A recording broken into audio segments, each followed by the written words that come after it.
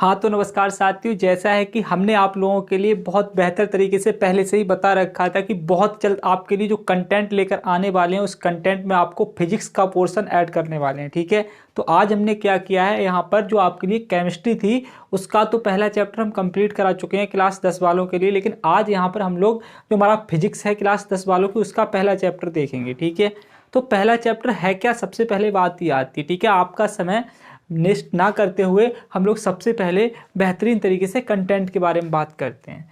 यहाँ पर क्या है, चैप्टर फर्स्ट है हमारा क्लास 10 वालों के लिए, फिजिक्स वालों की बात चल रही है।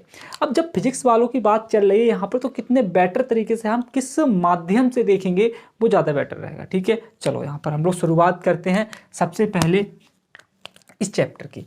चैप्टर का नाम आपको बहुत अच्छे से मालूम है, प्रकाश का परावर्तन है हमारा। ठीक है, और हमारा टॉपिक भी पहला यही रहेगा, प्रकाश का परावर्तन। लेकिन हमारा ये मानना है अगर हम लोग सबसे पहले प्रकाश के परावर्तन को सीखने से पहले प्रकाश के बारे में सीख लें तो बहुत बेटर जानकारी रहेगी हमारे लिए, है नहीं? तो चलो आप लोग टॉपिक लगा लोगे। सबसे पहले प्रकाश, हमारा टॉपिक क्या रहने वाला है आज का, प्रकाश टॉपिक रहेगा। तो आप लोग प्रकाश टॉपिक लगा लो। लो सर, हमने लगा लिया टॉपिक आज का प्रकाश। प्रकाश को आज हम लोग सीखेंगे नहीं, बिल्कुल इसे जी कर देखेंगे, क्योंकि हमें ऐसा फील होना चाहिए ऑनलाइन नहीं, हम यहाँ पर ऑफलाइन बैठकर पढ़ रहे हैं। प्रकाश को किस प्रकार से सीखेंगे, मैं यहाँ पर आपके सामने एक डायग्राम बना रहा हूँ। क्या बना रहा हूँ? डायग्राम। ठीक है सर, देखो मैंने एक यहाँ डायग्राम बनाया। आप कहोगे सर आपने क्या बना दिया, एक तो आयताकार आकृति बना दी। बिल्कुल सर, हमने ऐसी आकृति बना दी। सोच कर देखो, आप दिमाग से एक बार इमेजिन करो कि आप दो लोग रूम में सो रहे हो। ठीक है, रूम में सो रहे हो या फिर सो नहीं रहे हो, जग रहे हो, बातें कर रहे हो एक दूसरे से। ठीक है सर, यहाँ कहीं पर क्या लगा हुआ है, स्विच लगा हुआ है लाइट का।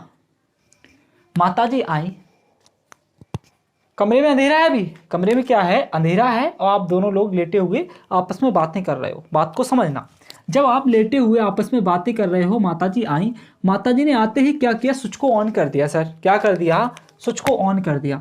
और जैसे ही माताजी ने आते ही स्विच को ऑन कर दिया, कमरे की क्या जलने लगी, लाइट जलने लगी। जैसे ही कमरे की लाइट जली, तुम्हारे शरीर का कौन सा अंग उत्तेजित हो गया? आप कहोगे सर हमारे शरीर की जो अंग था उनमें से आंखें उत्तेजित हो गई। कैसे सर उत्तेजित हो गई? क्योंकि जैसे ही प्रकाश आया और आंखों पर फोकसित हुआ, क्या हुआ सर, हमें समस्त वस्तुओं के होने का आभास होने लगा। और जब हमने उन्हें छूकर देखा तो हमें वास्तव में ये पता चल गया कि ये वस्तुएं हैं। सर ठीक है, सर इससे परिभाषा कैसे बनी? सर यही तो परिभाषा बन गई कि यहाँ पर प्रकाश था क्या।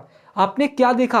आपने ये देखा जैसे ही माताजी आई वैसे ही उन्होंने स्विच ऑन किया, और स्विच ऑन होते ही क्या आ गया, कमरे में प्रकाश आ गया। और जैसे ही कमरे में प्रकाश आया, प्रकाश आते ही क्या हुआ, प्रकाश आते ही क्या हुआ, हमारी आंखें उत्तेजित हो गईं, और कमरे में जितनी भी वस्तुएं रखी हुई थी वो सभी वस्तुएं हमें नजर आने लगीं। इसी को प्रकाश कहते हैं। ठीक है, तो प्रकाश की परिभाषा मैं बोल रहा हूं आपके सामने, आप बखूबी बहुत अच्छे से लिखने का प्रयास करेंगे। देखो, प्रकाश वही ऊर्जा होती है, आप लोग एक एक शब्द के लिए चुनकर लिखेंगे। बिल्कुल, प्रकाश वह ऊर्जा होती है जो हमारी आंखों को उत्तेजित करके वस्तुओं के होने का आभास कराती है, प्रकाश कहते हैं। ठीक है, ये लाइन आप लिख लेना, दोबारा सुनना, 4 बार सुनना, 5 बार सुनना, लेकिन भूल नहीं जाना इस लाइन के लिए, क्योंकि ये लाइन हमेशा तुम्हारा साथ देगी, चाहे आप इंटर तक जाएं, चाहे आप बीएससी तक जाएं। प्रकाश आप कभी नहीं भूल पाएंगे। ठीक है, कि प्रकाश एक वह ऊर्जा होती है जो हमारी आंखों को उत्तेजित करके वस्तुओं के होने का आभास कराती है, प्रकाश कहलाती है। सर ठीक है, ये तो बहुत इजी लाइन है सर, हम कर जाएंगे सर। ठीक है सर, अब देखते हैं हम लोग। प्रकाश की परिभाषा तो हमने देख ली, क्या देख ली, प्रकाश की परिभाषा सर बहुत इजी थी। हाँ सर, प्रकाश की परिभाषा बहुत इजी थी, हम लोगों ने देख ली। अब सर आगे क्या हो सकता है, इससे ज्यादा बेटर क्या हो सकता है? सर हम बिल्कुल देखेंगे, देखो क्या हो सकता है। हमने आपसे कहा आज हमने प्रकाश की परिभाषा सीख ली। प्रकाश की परिभाषा के बाद कुछ इसके महत्वपूर्ण पॉइंट आते हैं। क्या आते हैं? महत्वपूर्ण पॉइंट। तो आप इसको नोट में लिखेंगे। क्या लिखेंगे? नोट में। देखो फटाफट से, प्रकाश की परिभाषा आपने सीख ली तो पहला नोट लगाएंगे आप। क्या लगाएंगे? पहला नोट। और नोट में मैं यहाँ पर मार्कर चेंज करके लिखूंगा। क्या लिखूंगा? देखो, मेरा पहला होगा प्रकाश विद्युत चुंबकीय, प्रकाश विद्युत चुंबकीय तरंग के रूप में गति करता है, विद्युत चुंबकीय तरंग के रूप में गति करता है। सर ठीक है, सर बिल्कुल सही है, ये बात सर हम पहले से ही जानते हैं कि प्रकाश जो होता है विद्युत चुंबकीय तरंग के रूप में गति करता है। सर दूसरा पॉइंट हमारा क्या बनेगा यहाँ से, नोट नंबर 2 हमारा क्या बनेगा, नोट नंबर 2।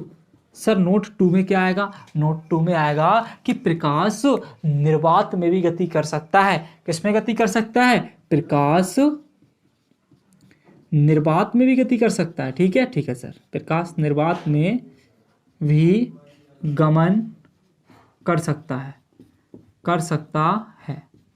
सर आपने बताया प्रकाश निर्वात में गमन कर सकता है, लेकिन सर सवाल खड़ा ये होता है कि प्रकाश जो निर्वात में गमन कर सकता है ये कितनी चाल से गमन करता है। सर हम आपको बता रहे हैं कि जो प्रकाश होता है वो 3 × 10⁸ मीटर पर सेकंड की चाल से गति करता है। सर आज मजा आ जाएगा आपके लिए इस क्लास से। ठीक है, तो क्या होता है, प्रकाश जो होता है निर्वात में भी गमन कर सकता है और 3 × 10⁸ मीटर पर सेकंड की चाल से गति करता है। सर दूसरा हमारा नोट हो गया, अब हम तीसरा नोट लगाते हैं। क्या लगाते हैं, तीसरा नोट। तीसरा नोट क्या होगा, प्रकाश का तरंग दैर्ध्य जो होता है वो 3900 एंगस्ट्रॉम से 7800 एंगस्ट्रॉम के बीच होता है।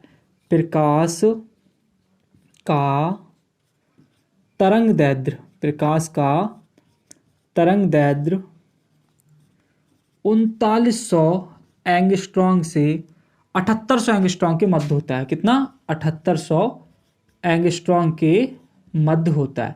सर ठीक है, बिल्कुल सही बात है आपकी कि प्रकाश का तरंग दैर्ध्य जो होता है वो 3900 एंगस्ट्रॉम से 7800 एंगस्ट्रॉम के मध्य होता है। सर आपने 3 नोट पॉइंट लिखवाए, ये बेटर है हमारे लिए एग्जाम के पॉइंट ऑफ व्यू से। ठीक है सर, एक नोट आप और लिख सकते हैं अगर आप चाहें तो। वो नोट क्या होगा प्रकाश का, देखो हमने यहाँ तुम्हें क्या लिखवाया कि प्रकाश विद्युत चुंबकीय तरंग के रूप में गमन करता है, लेकिन सर ध्यान रखना प्रकाश विद्युत चुंबकीय तरंग के रूप में तो चलता है, लेकिन प्रकाश तरंग ही विद्युत चुंबकीय के अंदर आने वाली कौन सी तरंग होती है, क्योंकि विद्युत चुंबकीय तरंगें तो कई प्रकार की होती हैं, विद्युत चुंबकीय तरंगें तो कई प्रकार की होती हैं। तो आप ये बताओ कि विद्युत चुंबकीय तरंग में वह कौन सी तरंग होती है जो प्रकाश के लिए ही जानी जाती है, वो होती है सर अनुप्रस्थ तरंग। कौन सी तरंग होती है, अनुप्रस्थ तरंग। तो यहां लिख देना प्रकाश तरंग, प्रकाश तरंग अनुप्रस्थ तरंग है। कौन सी है, प्रकाश तरंग अनुप्रस्थ तरंग है। ठीक है सर, प्रकाश तरंग अनुप्रस्थ तरंग है।